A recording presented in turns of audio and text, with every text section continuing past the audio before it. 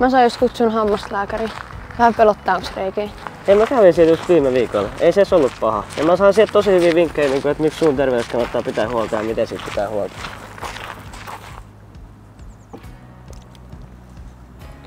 Vähän vihloa hampaat juodessa. Mä kävin siellä hammaslääkärissä ja ne sanoi, että limujen juonti johtaa eroosioon.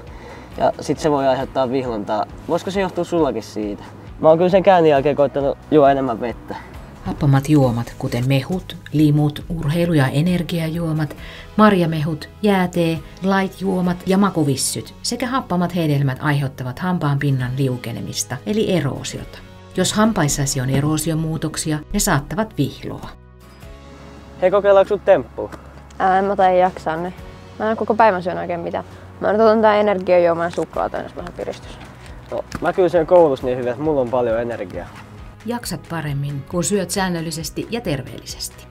Lähes kaikki ruuat sisältävät sokeria, josta kariesbakteerit muodostavat hampaan kiillettä liuottavaa happoa. Tätä tapahtumaa kutsutaan happohyökkäykseksi.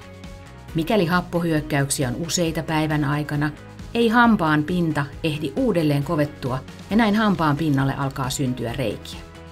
Suun terveyden kannalta tulisi syödä 5-6 kertaa päivässä ja napostelua on syytä välttää, koska silloin happohyökkäyksiä tulee liian usein.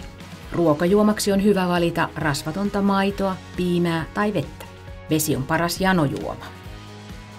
Onko sä muuten huomannut, että Pekka lopettaa?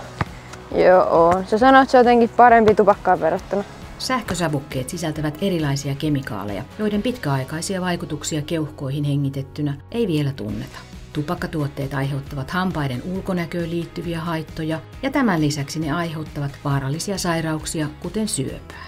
Tupakointi tummentaa hampaita ja heikentää maku- ja hajuaisteja. Tupakoivan hengitys myös haisee pahalle. Nuuskan tai nikotiinipussien käyttö aiheuttaa suun limakalvomuutoksia sekä hampaiden ien vetäytymiä. Minkään nuuskatuotteen käyttäminen ei ole haitatonta suun terveydelle. Alkoholi aiheuttaa hampaiden eroosiota, suun kuivumista, limakalvomuutoksia ja suusyöpää. Yhdessä tupakkatuotteiden kanssa alkoholi lisää suusyövän riskiä merkittävästi. Muuten peseekö sä hampaat 2 kertaa päivässä? No ei mulla ole aamulla aikaa. Juu, mulla oli kyllä sama, mutta sit mä aloin pesen niitä aamuisenkin silloin kun mä käyn vessassa. Ja se on kyllä toiminut mulle. Hyvään suuhygieniaan ja karieksen ennaltaehkäisyyn kuuluu hampaiden peseminen fluorihammastahnalla 2 päivässä 2 minuutin ajan kerrallaan. Sähköhammasharjan käyttö on suositeltavaa ja myös hammasvälejä olisi hyvä puhdistaa säännöllisesti hammaslangalla tai harjatikulla. Hampaita harjaamalla ehkäistään myös ientulehduksen syntymistä. Ientulehdus eli gingiviitti syntyy, kun hampaan pinnalle kertyy bakteeripeitettä eli plakkia. Ientulehduksen voit huomata, jos suustasi tulee verta harjatessa. Hammaskivi on kovettunutta, vanhaa plakkia. Sen poisto tapahtuu hammashoitolassa. Hei, tsemppii siihen sun huomiseen. Ei sun tarvitse pelätä sitä yhtään.